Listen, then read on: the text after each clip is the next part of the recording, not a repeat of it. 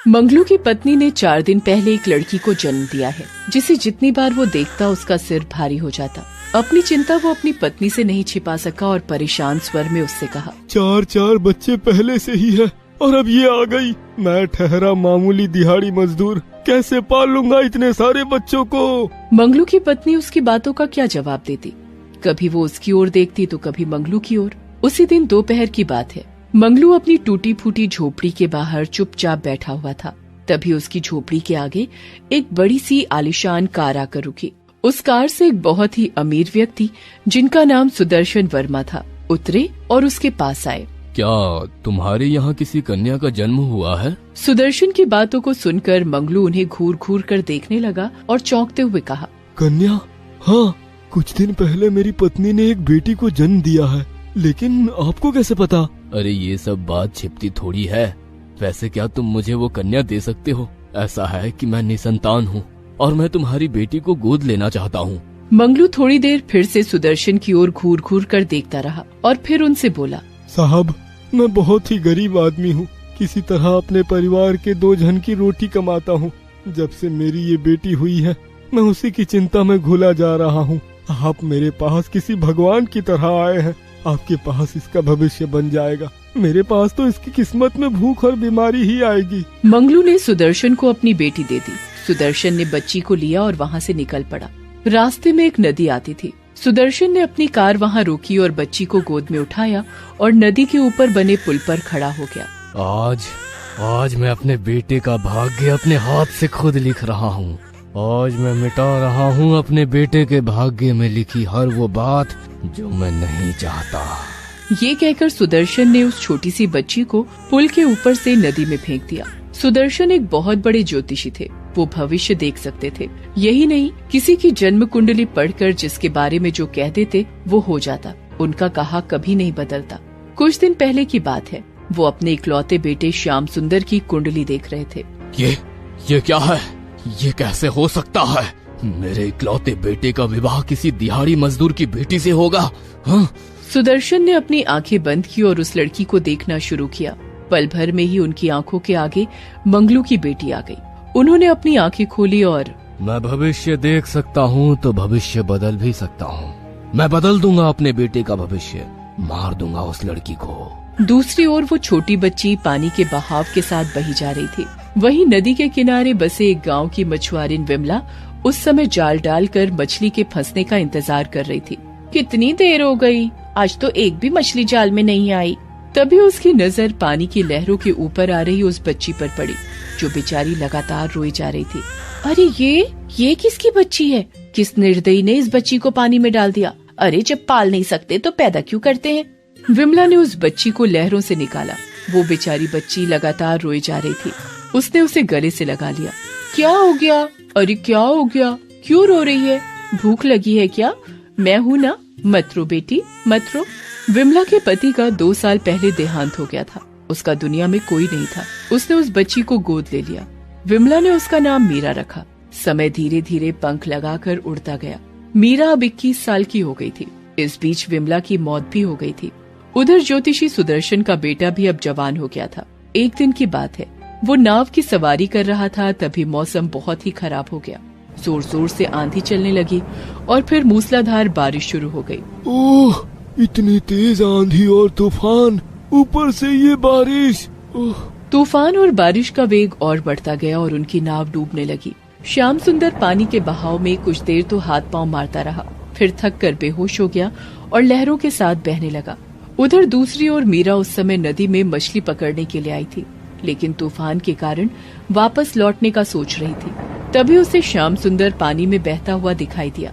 अरे ये कौन है? कौन बहता हुआ आ रहा है नदी के बहाव के साथ? मीरा तुरंत पानी में उसे बचाने के लिए उतर गई और लहरों से लड़कर उसकी जिंदगी बचा ली। श्याम सुंदर को जब होश आया तो उसने खुद को मीरा के घर में पाया। मैं कहाँ हूँ? आप कौन है? तब मीरा ने श्याम सुंदर को सारी बातें बताई, जिसे सुनकर श्याम सुंदर का दिल मीरा के प्रति प्यार से भर गया और उसने अपने प्यार का इजहार भी उससे कर दिया। मीरा ने भी उसका निवेदन स्वीकार कर लिया। कुछ दिनों बाद उन दोनों ने शादी कर ली। शादी के बाद श्याम सुंदर मीरा को लेकर अपने घर पहुंचा और अपने पिता से सारी बातें बताई। तुमने शादी कर ली? लेकिन ये लड़की कौन है? इसका कुल क्या है, खानदान क्या है? तब मीरा ने उन्हें सारी बात बताई, जिसे सुन सुदर्शन ने अपना सिर पीट लिया और मन ही मन सोचने लगा, हे भगवान, 21 साल पहले मैंने इस काले अध्याय को अपने बेटे के जीवन से निकालना चाहा था, लेकिन आज ये फिर से मेरे सामने आ गई। लेकिन मैं हार नहीं मानूंगा। उस दिहाड़ी मजदूर की बेटी को मैं कभी अपनी बहू स्वीकार नहीं करूंगा। कुछ दिनों के बाद श्याम सुंदर कुछ महीनों के लिए शहर से बाहर गया हुआ था, तो सुदर्शन ने मीरा को अपने पास बुलाया और उससे बहुत ही चिंतित स्वर में कहा, मैं तुमसे कुछ मांगना चाहता हूँ बेटी, अपने लिए नहीं लेकिन मेरे इकलौते बेटे के लिए, उसके जीवन के लिए। बोलो, क्या तुम मुझे वो दोगी जो मैं मांगूंगा तुमसे, या इनकार करके मेरे बेटे के जीवन को खतरे में डाल दोगी? बोलो बेटी। ये सब आप क्या कह रहे हैं पिताजी? मेरी तो कुछ समझ नहीं आ रहा है। देखो, मैं कहना तो नहीं चाहता तुमसे, लेकिन अगर नहीं कहा तो बहुत मुसीबत आ जाएगी। तुम्हें तो पता है कि मैं ज्योतिषी हूँ। मैंने अपने पुत्र की और तुम्हारी कुंडली देखी है, उसमें साफ साफ लिखा है कि अगर तुम दोनों साथ रहे तो मेरे पुत्र की मृत्यु हो जाएगी। ये आप क्या कह रहे हैं? मैं सही कह रहा हूँ बेटी, लेकिन हम उसकी मृत्यु को रोक सकते हैं अगर तुम उसे छोड़कर हमेशा के लिए चली जाओ तो। अपने पति की खातिर मीरा उस शहर को छोड़कर मायागंज नाम के दूसरे शहर में चली गई।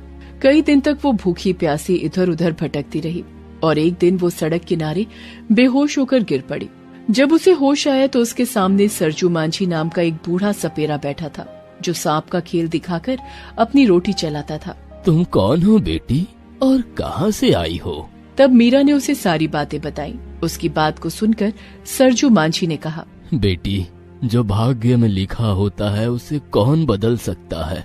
यही तुम्हारे भाग्य में लिखा था तो उसे तुम कैसे बदल सकती हो? वैसे भी तुम्हारा ये फैसला तुम्हारे पति के जीवन के लिए है, इसलिए इसे स्वीकार करो और नई जिंदगी शुरू करो बेटी। मीरा सरजू के साथ रहने लगी। वो उसी के साथ सांप का खेल दिखाती। यही नहीं, उसने सरजू से न सिर्फ जहरीले सांपों को पकड़ने की कला सीखी, बल्कि उनके जहर को काटने का मंत्र और जड़ी बूटी के बारे में भी जाना। बेटी, तुम में गजब की प्रतिभा है। मैंने अपना पूरा जीवन इन जहरीले सांपों के जहर की काट और मंत्रों को जानने में लगा दिया, लेकिन तुमने तो कम ही समय में सब कुछ सीख लिया। समय फिर से बीतने लगा। इस बीच सुदर्शन और श्याम सुंदर मायागंज अपने एक रिश्तेदार की शादी में आए हुए थे। शादी के बाद सुदर्शन और श्याम सुंदर एक कमरे में सोए हुए थे। तभी पता नहीं वहाँ कहाँ से एक जहरीला सांप आया और उसने श्याम सुंदर को काट लिया। श्याम सुंदर दर्द से कराह उठा। पिताजी, पिताजी, मुझे सांप ने काट लिया है।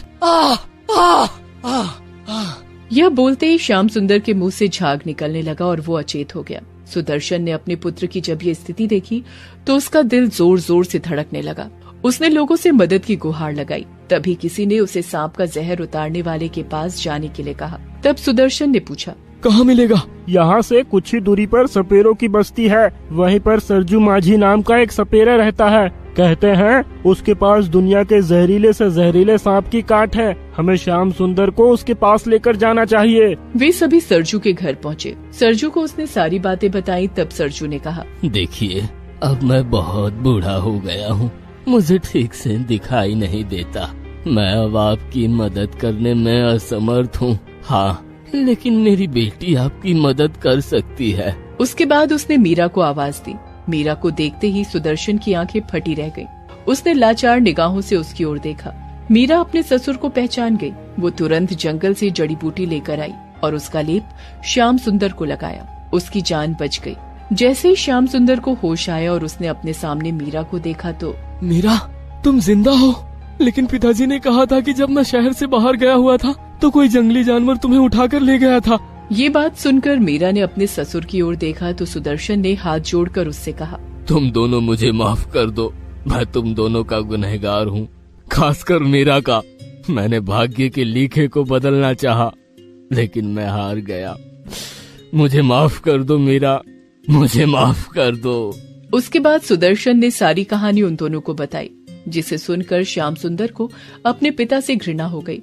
तब मीरा ने अपने पति से अपने पिता को माफ करने को कहा। उसके बाद वो सभी खुशी खुशी रहने लगे। दोस्तों, आप हमारे चैनल को जरूर सब्सक्राइब करें